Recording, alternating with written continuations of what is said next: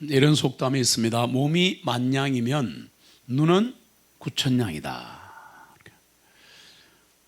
사람의 눈과 귀는 중요한 신체 기관인데 눈이 어디를 보고 귀가 무엇을 듣는가에 따라 인생의 승패가 좌우됩니다. 귀가 얇다 그런 말을 하죠. 보는 눈이 얕다 그런 말을 하죠. 기업의 앞날도 그렇고 나라의 운명도 똑같습니다. 사장이 한 나라의 지도자들이 무엇을 듣고 무엇을 보는가에 따라 승패가 좌우되는 거죠. 나라가 어지럽습니다. 우리 그리스도인은 각자가 맡은 일과 사명을 신실하게 감당해야 합니다. 그리고 나라를 위해 기도해야 할 때입니다. 이스라엘 백성이 광야를 지나는데 눈에 보이는 구름이 있었습니다. 구름이 움직이면 전진하고 구름이 멈추면 멈췄습니다. 이스라엘을 광야에서 인도한 것은 구름 말고 하나 더 있습니다.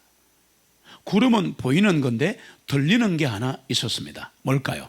그게 바로 실버 트럼펫, 은 나팔입니다. 그림을 보시면 이렇게 두 개의 나팔을 만들어서 일이 있을 때 불었다는 겁니다. 그러니까 광야 시대에 광야 교회인 이스라엘을 인도한 것은 물론 하나님이시지만 구름과 은나팔이 있었다는 겁니다. 구름은 눈에 보이는 것이고 은나팔은 귀에 들리는 거였다는 겁니다. 이 은으로 만든 나팔을 불면 모이거나 이동했습니다. 그리고 은나팔을 하나를 불면, 방금 두 개였죠? 두 개가 있었는데 한 개를 불면 백성의 지도자가 모였습니다. 청부장들이 모였고, 나팔을 두 개를 동시에 불면 모든 회중이 모여야 합니다. 그리고 나팔을 크고 길게 불면 백성들은 질서 있게 이동을 시작합니다. 이 은나팔은 두들겨서 만들었는데 두들겨서 만든 것 중에는 긍휼의 자리와 금 등잔대가 있습니다. 주님의 명령입니다. 왜 그랬냐? 고난을 나타내는 거죠. 이 은은 구속을 위한 속전입니다. 말이 어렵죠? 은은 자기 백성을 구원하시기 위해 나무에 달리신 예수 그리스도께서 우리의 죄를 대신 치르신 대가를 은으로 보여주는 겁니다.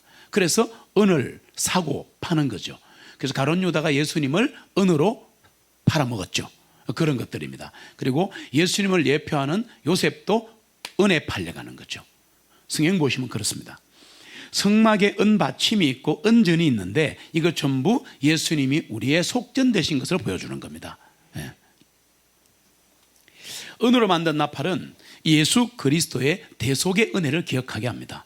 여러분들 금반지 은반지 하죠. 성경에서는 금은이 너무 중요해요. 학교에서 보시면 은과 금은 내 것이라 이렇게 하잖아요. 그래서 옛날 시대에 이 혼인식을 해야 되는데 없으면 정한수 떠놓고 혼인을 했고, 없는 사람들이 오래 전에는. 그리고 실반지 동반지 하나 끼고 했는데 돈을 벌면 은이나 금으로 바꿨다 그러잖아요. 그래서 구원의 은혜를 감사해서 하나님께 순종하며 하나님만 의지하는 삶을 살겠다. 이것이 은나팔의 의미입니다. 레위기나 출애굽기에 보시면 하나님의 나팔 소리가 굉장히 장엄합니다. 막 권위를 나타냅니다. 그런데 이집트 탈출에 하나님께서 시내산에서 율법을 주실 때요, 그때 큰 나팔 소리와 함께 주셨습니다. 주님 다시 오실 때도 온 세상이 들었도록 큰 나팔 소리와 함께 천군 천사님께 내려오십니다. 나팔 불 때 나의 이름 부를 때에 잔치 참여하겠네. 그래서 막 우리의 상상을 초월하는 막 전 세계에 울려 퍼지는 우렁찬 나팔 소리가 있을 겁니다. 네, 우리는 그때를 기다리는 거죠. 그런데 이 여호수아 시대 이스라엘이 가나안 땅 여리고성을 점령할 때 7번 돈 후에 제사장들이 일제히 불었던 나팔이 있습니다. 무슨 나팔일까요? 양각 나팔이라 그럽니다. 양의 이거 뼈로 만든 거, 저 뿔나팔이라고 그러는데 이렇게 생겼습니다. 아까하고 다르죠? 아까 은나팔은 쫙 이렇게 생겼는데 얘는 뿔이기 때문에 이렇게 굽어 있습니다. 이거 순양입니다. 이 순양의 뿔로 만든 구부러진 나팔을 불자 함성과 함께 여리고성이 무너져 내리는 겁니다. 그래서 나팔은 사람들에게 알리거나 경고할 때 원래 썼던 겁니다. 그리고 아시겠지만 동대방네 알리는 것을 나팔 불고 다닌다 그러잖아요. 영어 사람들은 뜻도 모르고 나발 분다 그러죠. 맞죠? 그 나발이 나팔이에요. 성경에도 나옵니다. 예수님께서 자신의 선행이나 자선을 알리고 다니는 사람을 나팔 부르고 다닌다라고 말씀하셨습니다. 성경에서 나온 거죠. 이렇게 이스라엘은 광야에서 구름 기둥을 따라 전진하기도 하고 멈추기도 하고 은나팔 소리가 들리면 모이기도 하고 적을 공격하는 데 쓰기도 했습니다. 그게 내려와서 여러분 전쟁에 보면은 나팔 부르고 북치면서 전쟁하지 않습니까? 그게 성경에서 나온 겁니다. 그러면 신약 시대인 우리는 이 시대에 나팔이 뭔가를 알아야 합니다. 나팔 소리가 뭔가? 지금 이 시대의 나팔 소리는 하나님의 말씀이죠. God's word입니다. 하나님의 말씀이 나팔 소리예요. 우리의 귓전을 울리고 지금도 들리고 있고 우리의 혼과 영과 관절과 골수를 찔러 쪼개는 하나님의 말씀을 바로 나팔 소리라 그렇게 말합니다. 그래서 사도 바울은 소리 높여 외쳤습니다. 귀 있는 자는 성령께서 교회들에게 하시는 말씀을 들을지어다 그렇습니다. 귀가 있으면 들으라고 했습니다. 시내산의 나팔 소리, 재림 때 나팔 소리는 진짜 나팔 소리입니다. 들리게 들렸다는 얘기입니다. 그런데 광야에서 불었던 은나팔, 여리고성을 무너뜨렸던 뿔나팔은 예수 그리스도의 말씀을 상징합니다. 뿔나팔은 뭐를 의미하는가 하면 어린 양 예수, 어린 양 예수가 뿔나팔로 나타나고 피 흘려 우리를 구원해 주신 그 속죄하신 예수님은 은나팔로 나타나는 겁니다. 그런데 참 중요한 게 있습니다. 아까 나팔을 부는 거 보셨잖아요. 근데 이 나팔을 불 때 하나님은 그 나팔 소리로 자기 백성을 기억하신다고 합니다. 그래서 성경을 소리내어 읽을 때, 말씀이 선포될 때, 밖에 가서 복음을 전할 때 하나님이 그 사람을 기억하시는 거예요. 그 교회를 기억하시는 거예요. 놀라운 말씀이에요. 민수기 10장 10절 같이 했습니다. 또한 너희 기쁨의 날들과 너희 엄숙한 날들과 너희 달들의 시작에 너희는 너희 번제 예물들과 너희 화목제 예물의 희생물들 위해서 그 나팔들로 불지니라. 그리하면 그것들로 인해 너희 하나님 앞에 너희가 기억이 될 것이니라. 나는 주 너희 하나님이라 하시니라. 아멘. 기쁜 날이 있든지 엄숙한 날이 있든지 한 달을 시작한 날이 있든지 번제물 화목제물 다시 말하면 예배하고 찬양할 때도 나팔을 불어라. 하나님은 영이십니다. 그래서 영이시기 때문에 영으로 낳은 우리들을 날마다 기억하시는 거죠. 특별히 광야에서는 은나팔을 불 때 기억하십니다. 은나팔을 불 때 기억한다는 게 무슨 말인가 하면 예수 그리스도를 통해서만 너희들을 만나겠다. 예수 그리스도를 통해서만 내가 너희들을 기억하겠다. 그 말입니다. 그런데 여리고성이 나팔 소리에 무너지듯이 우리가 하나님의 말씀을 여기서 선포하고 밖에 나가 선포하고 길거리 선포를 하면 영혼들은 하나님의 천둥 같은 말씀에 무너지게 되어 있습니다. 그것이 나팔 소리를 말하는 거예요. 뿔나팔이나 은나팔은 소리가 다릅니다. 부는 방법도 목적도 다릅니다. 그런데 중요한 것은 이스라엘 백성들은 그 나팔 소리를 모두가 들을 수 있었습니다. 뿌 하면 청부장 모여라. 뿌뿌뿌 하고 두 개가 막 울리면 신기한 것은요, 성경에 보시면 그 나팔 두 개를 부는데 300만 명이 다 들을 수 있게끔 포진했다는 겁니다. 와, 뭐 나팔이 무슨 막 엄청 큰 게 아닌데도요, 신기한 게 하나님의 능력이에요. 은으로 나팔 두 개를 부는데 광야에 300만 명이 들었다는 얘기입니다. 그 엄청난 일 아닙니까?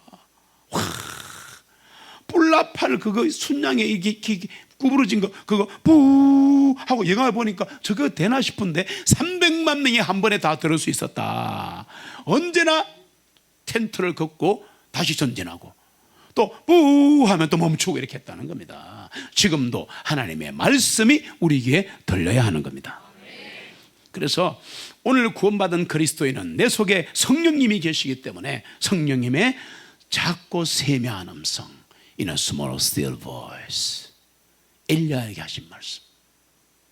신의 산에 가서도 동굴에 숨어있던 엘리야, 우리와 똑같은 예배 와서도 예배가 들어지지 않는 우리들, 예배 와서도 머리가 잡다한 우리들, 하나님은 아시고 엘리야야 동굴 앞으로 나오느라. 앞으로 딱 나오니까 거기서 하나님이 우주 쇼를 보여주십니다.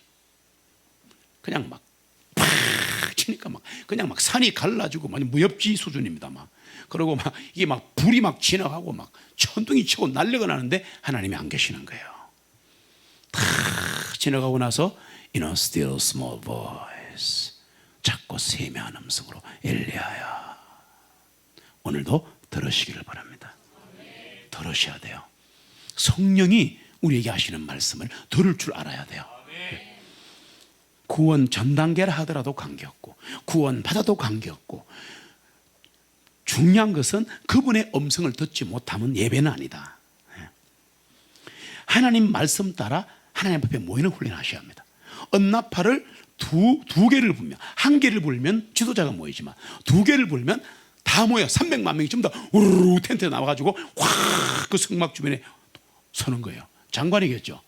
부산 인구만한, 부산 인구 뭐 340밖에 안 되는데 그 정도 숫자입니다. 300만이라고 자를 수는 없어요.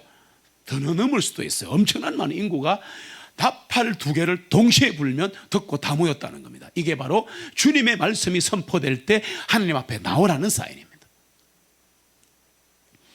이스라엘이 나팔 소리에 따라 움직이고 적과 싸우기도 했던 것처럼 우리도 말씀 따라 움직이고 말씀으로 싸우는 훈련을 해야 합니다.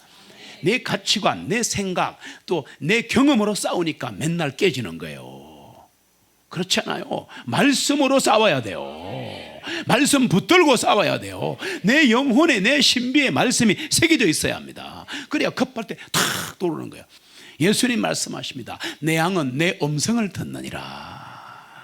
광야의 생활은 사람의 지식이나 경험은 소용이 없습니다. 사람의 지혜는 아무 의미가 없어요. 우리는 지금도 머릿속에 그래도 먹고 살려면 지식이 필요한데 그걸 하나님이 모르시는 것이 아니라 간호사를 하든 의사를 하든 판사를 하든 선생님을 하든 뭘 하든 간에 지식이 필요한데 그걸 쓰지 말라는 게 아니라 거기에 의존하지 말라는 얘기입니다. 주님을 먼저 의존하고 말씀을 먼저 의존하면 말씀에서 나오는 능력이 내 직업을 10배, 20배 강화시키는 거예요. 그걸 아셔야 됩니다. 내가 지혜의 사람이 되는 거예요. 돈 하는 사람은 절대 돈을 못 벌어요. 절대 돈을 못 법니다. 욕심 내지 마세요. 욕심 내지 마세요. 어느 청년이 있었는데 어느 날 가다가 마술 램프 한 개를 주었습니다. 문 떼니까 지니가 나타났습니다. 요정이 영어로 지니라 그래요. 주인님, 소원을 하나 들어드리겠습니다. 저를 구출해 주셨습니다. 그래. 나는 돈과 여자와 결혼이 필요해. 그랬어요. 저는 작은 요정이라 한 개밖에 못합니다.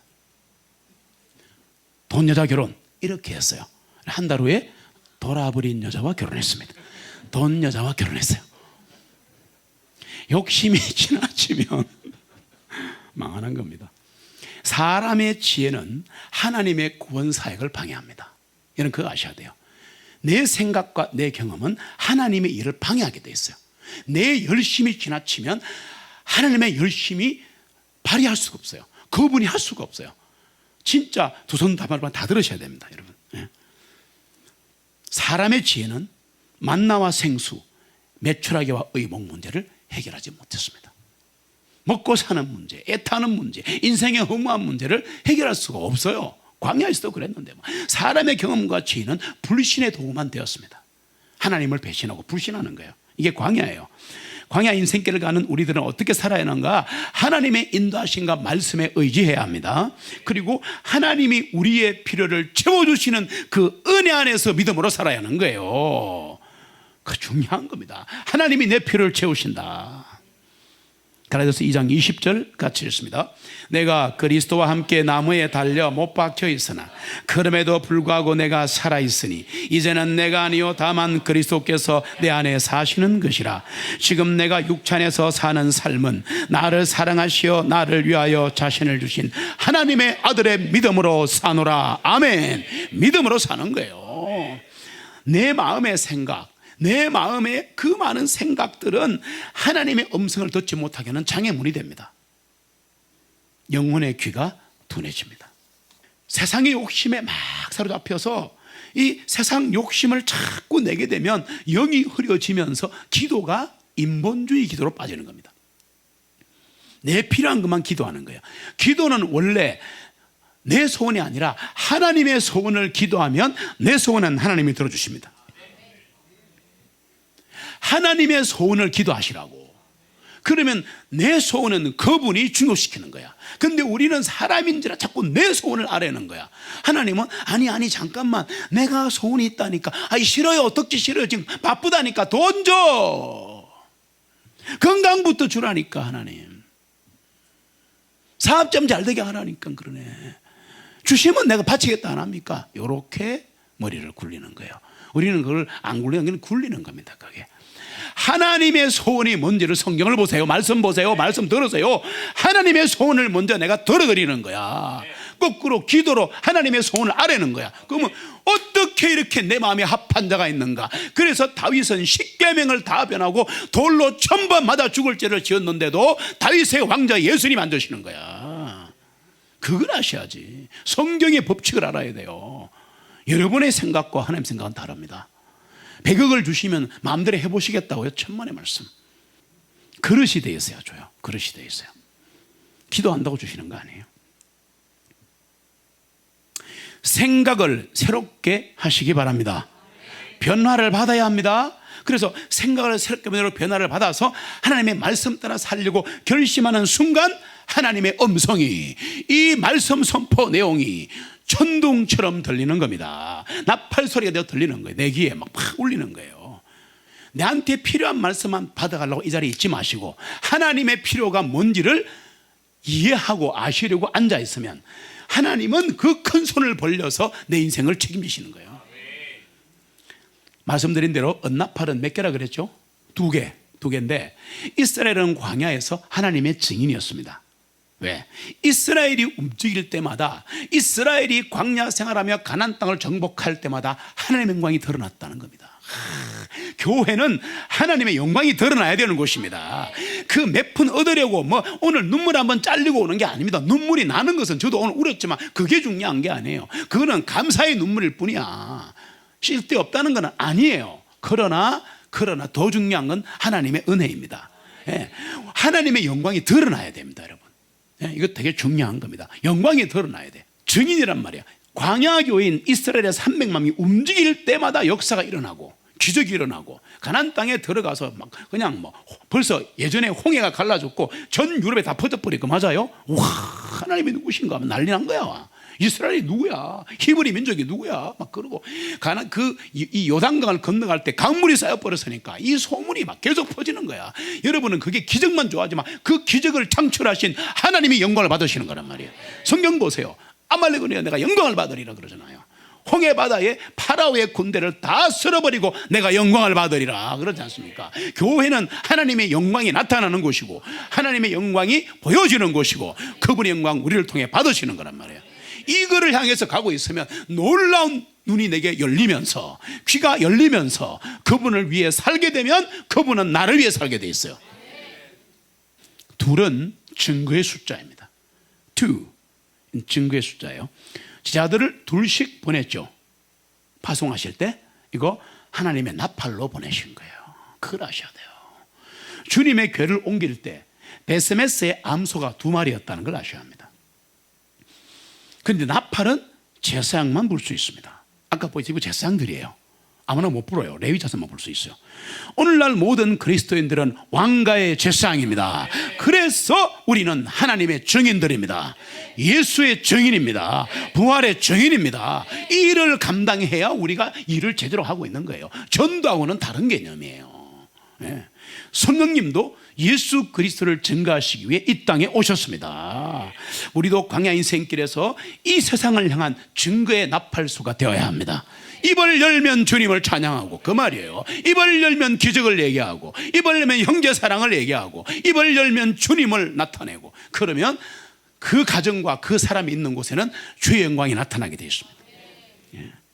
이사야 58장 1절 같이 읽습니다.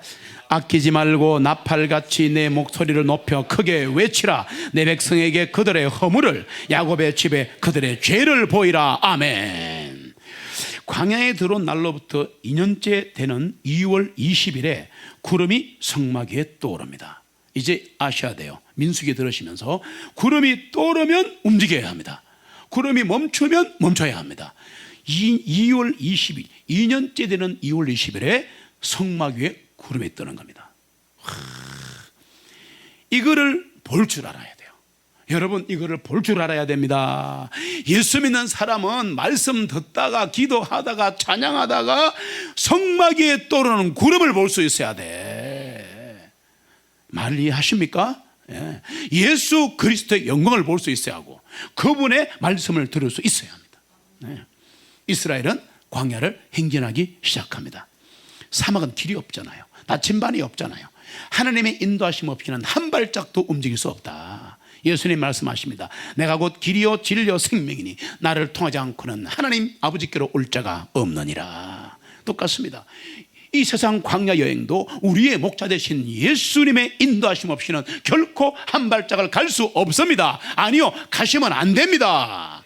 가시면 안 됩니다. 갔기 때문에 망하는 거예요. 하나님께 여쭙지도 않고 지 맘대로 갔기 때문에 망하는 거예요. 사업이든 이사든 학교 공부든 여기서 서울 유학 간다고요? 물어보고 가셔야 됩니다. 우리 아는 공부를 잘하기 때문에 서울대 가야 됩니다. 하나님이 가라 했나? 그러셔야지.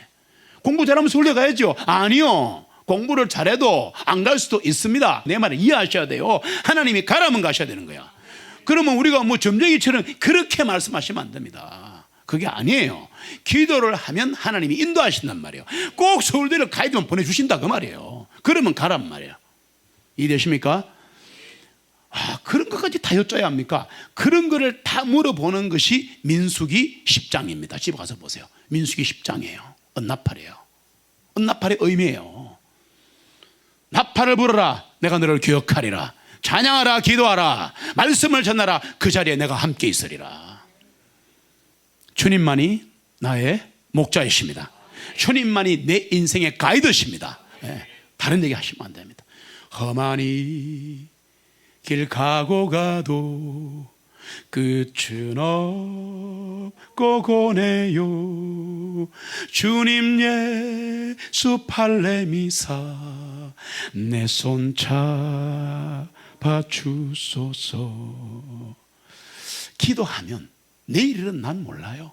장래일 몰라요. 인간은 아무것도 몰라요. 아는 것처럼 하지만 무지해요. 저도 무지합니다. 뭘 알아요? 30년 이렇게 살아왔는데 모든 게 하나님의 은혜였다는 거예요. 이러려고 그러셨구나. 이러려고 그러셨구나. 구름이 떠오를 때 행진하고 구름이 바람 광야에 머무를 때 그곳에 이스라엘은 진을 쳤습니다. 진을 이동할 때 보시면 레위인들이 성막을 거둡니다. 제사장들이 성막을 막 거둬요. 거두고 각 지파의 사람들은 소임을 맡은 대로 성막을 메고 갑니다. 여러분, 이거 생각 못 하셨죠? 광야길을 가는데 그냥 우리는 뭐 주와 같이 길 가는 것이 찬양할 줄 알죠? 그러니까 발전이 없는 거예요. 그러니까 발전이 없는 거예요. 예배만 떼고 가면 된다고 생각하는 거야. 뭔 소리냐 하면, 여러분, 주님이 하시면 뭐가 다 하십니다. 우리는 가면 됩니다. 그렇게 말하면 안 돼요. 책임과 특권이 같이 주어지는 거예요. 그러니까 무슨 말이냐, 광야에서 성막은 이스라엘의 생활의 중심이었다는 겁니다. 삶의 중심이었다는 겁니다. 여러분은 과연 사랑진 교회가 삶의 중심이십니까? 아직까지 그게 안 되신 분들은 성막에 깊이 들어오지 못한 거죠. 하나님께서는 성막 안에 임재하셨습니다. 임재하는 순간 영광의 그럼 쉐키나가 확 올라가는 거냐. 이스라엘에게 만나와 생수, 구름기둥, 불기둥, 의복과 신발을 주신 분은 성막에 임재하신 하나님이셨습니다. 레위 지파들이 성막을 전담했는데 오늘날 이 세상은 광야인데 이 세상 광야의 성막은 교회입니다. 교회입니다. 교회가 성막이에요. 광야의 성막이에요. 주님이 임재하시는 곳이에요. 어디에? 우리들의 모임에. 대단하지 않습니까? 교회는 우리 생활의 중심이 되어야 하고 영적 생활의 근원이 되어야 합니다. 이 세상에 흩어져 사는 거 어쩔 수 없지만 마음은 이 세상 광야인 성막인 교회 모임에 두고 살아야 한다. 내 마음은 여기에, 내 마음은 형제 자매들에게, 내 마음은 교회에 있는 그 사람에게 하나님이 내려오시는 거예요. 거기서 만나주시는 거예요. 성령을 따라 광야길을 가면서도 우리 그리스도인은 각자 맡은 은사에 따라 믿음의 분량대로 주님을 섬기고 형제 자매를 섬겨야 합니다. 여러분, 그럴 때 교회는 성장하고 교회는 정결해지고 교회는 전진하는 겁니다. 교회는 전투하는 교회입니다. 하늘에 있는 악한 영들과 교회는 순례하는 교회입니다. 천성을 향하여 같이 가고 있습니다. 이 고핫 자손이 있는데 몰라셔도 됩니다. 이름은 몰라도 돼요. 고핫 자손은 성소와 지성소의 기구들을 설치하고 제거하여 메고 가는 일을 했습니다. 게르손 자손은 성막과 앙장들을 메고 갔습니다. 머라리 자손은 은받침과 널판들을 메고 갔습니다. 왜 성경에 이렇게 누구 자손은 무엇을 메고, 찾아보세요. 10장. 누구 자손은 뭐를 메고 누구 자손은 뭐를 메고 간다는데 여러분은 그것만 받고 아이고 지겹네고 넘겼어요. 힘들고 고달픈 광야 인생길에 이스라엘 자손들은 하나님의 성막을 메고 황량한 사막을 갔다. 이게 뭔 말이냐? 오늘날 구원받은 성도만이 하나님의 일을 할 수 있다 이거야. 왜 불신자에게 맡기냔 말이에요. 여러분들이 광야를 여행하는 것도 힘든데, 목사님 내 몸 하나 내 가정 하나 직장 하나 지키기도 힘든데 하나님의 일을 우리가 해야 합니까? 목사들이 하셔, 장로들이 하셔, 권사들이 해버려. 우리는 편하게 예수 믿고 집에 갈래. 이렇게 만들어버린 겁니다. 한국교회를. 아니 이 세상의 교회를. 그러면 안 되죠. 그러면 안 되죠. 아닌 거 아시겠습니까? 잘못된 거예요. 여러분 성장하셔야 합니다. 말씀으로 성장하셔야 합니다. 성령님의 인도를 받아야 합니다. 내 인생 문제 한 개 해결하는 것은 구원받기 전이고요. 구원받은 이후에는 그게 아니에요. 하나님과 같이 가야 되는 거예요. 교회와 같이 가야 되는 거예요. 힘든데요? 아니요. 이 길을 가면 하나님이 인도하십니다. 발걸음을 내딛으면 홍해바다가 갈라져요. 발걸음을 내딛는 순간 언약궤가 먼저 가는 거예요. 언약궤가 말씀을 앞세운다. 말씀 붙들고 가면 요르단강이 쌓여버리는 거예요. 뿔나팔을 불면, 말씀의 나팔을 불어버리면 여리고성이 무너지는 거야. 하나님의 말씀을 선포하고 나에게도 선포하고 내가에게도 선포하고 매일매일 내 자녀에게도 선포하고 목사는 강단에서 선포하고 그러면 악한 여리고성, 영적 여리고성이 무너져버리는 거야. 그걸 아셔야죠. 그 원리를 이해하셔야 됩니다. 이 길은 고난의 길이지만 영광의 길입니다. 연단의 길이지만 승리의 길입니다. 광야에서 성막을 이동할 때는 지파들이 뒤를 따라갔는데 깃발을 세우고 따라갔습니다. 스탠다드. 스탠다드라는 영어 아시죠? 기본 해석이 뭐예요? 표준. 그 말은 우리가 보통 스탠다드는 돼야 한다 그 말 하잖아요. 그러니까 깃발을 보고 따라가야 되는 거야. 그게 스탠다드야. 그게 평범한 거라니까. 그게 그냥 평균이라니까.